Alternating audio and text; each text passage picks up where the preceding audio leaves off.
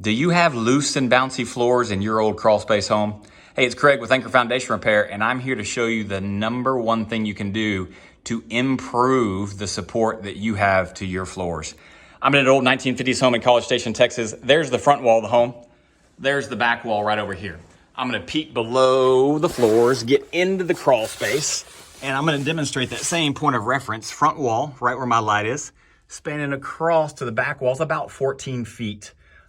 Interior space.